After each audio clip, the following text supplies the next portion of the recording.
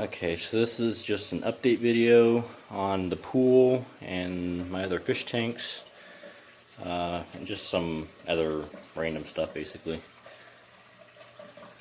So for starters, well, not much is different in the pool. I like to keep some, like that ship right there, that's pretty new.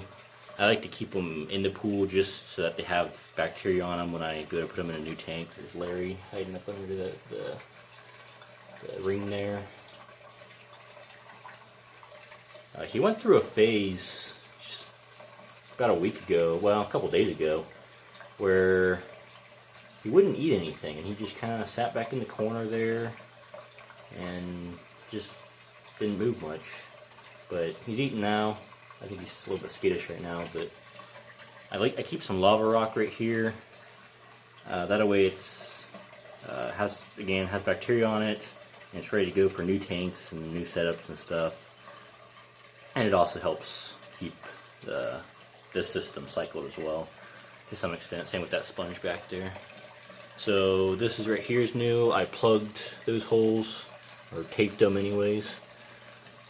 And that just got a couple PVC fittings with a flat rubber washer, keep it from dripping out the bottom like it used to. And then over here, what's new over here? The filter's new.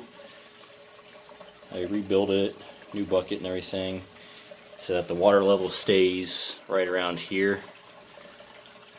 There's just some pipe sticking up in the inside, so that all the lava rock and media. Sorry about that, the boiler keeps turning on.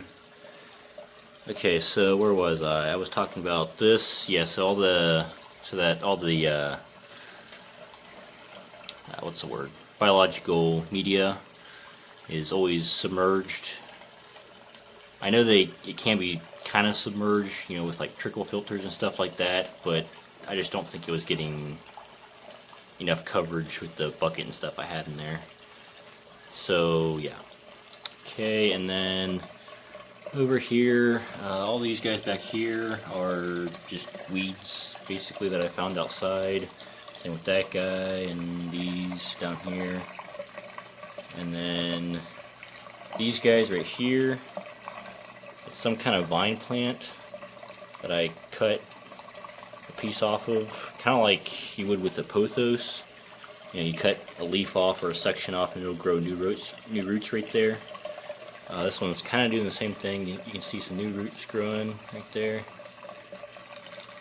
And then just some moss, still got the bamboo. And then some nice potatoes right here. I'm gonna try to grow some sweet potatoes here pretty soon, I think. And then Joe's tank, the crawdad in the barrels.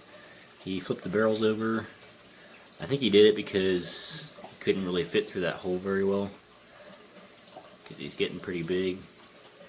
And then got some Ludwigia narrowleaf and some creeping Charlie back there, and then just a little piece of, what's it called, hornwort right there.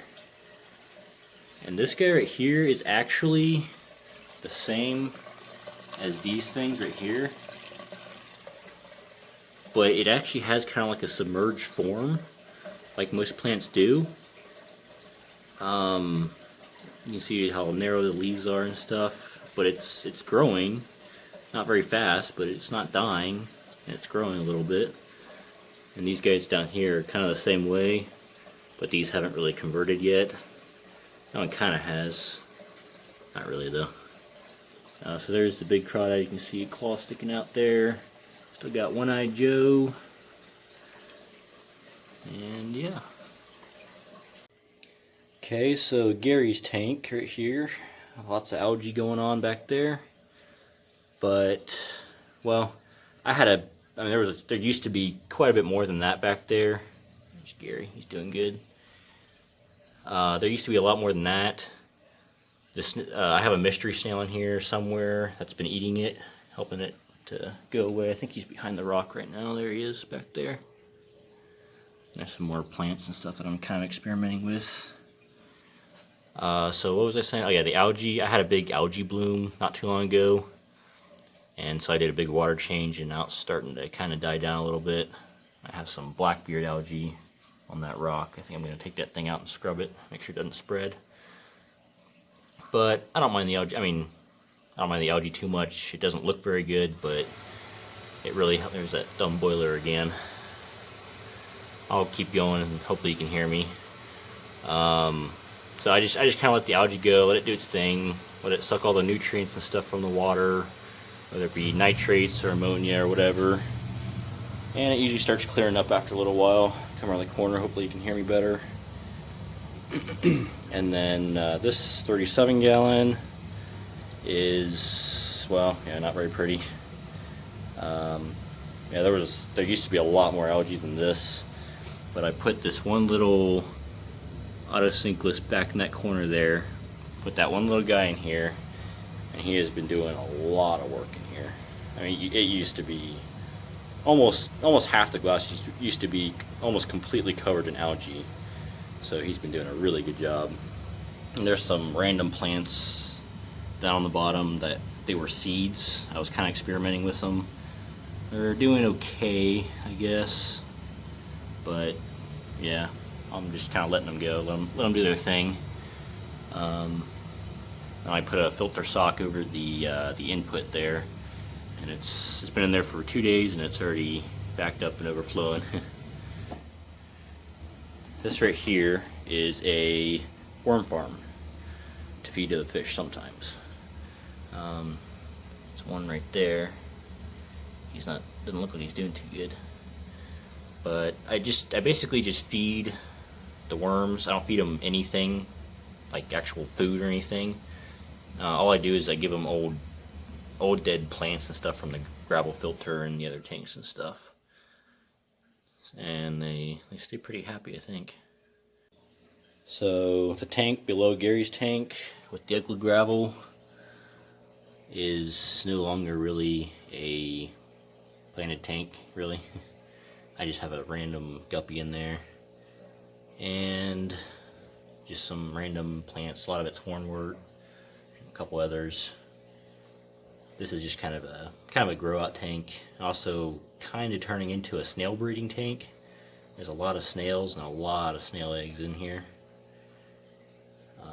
The snails, I believe from looking online, I believe they are bladder snails. So they can get like, I think just over ½ an inch. So they don't get very big, but well, we'll see what happens, I guess.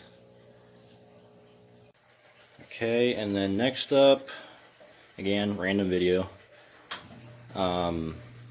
This is my little wash basin down in the basement. There's the pool right over here. This is where I wash all my filters and stuff. This thing really comes in handy.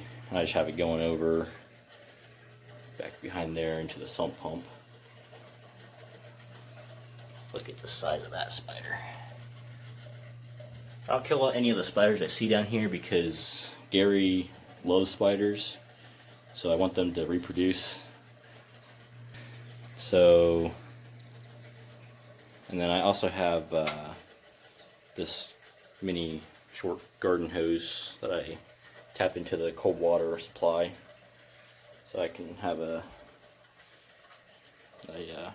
garden hose nozzle.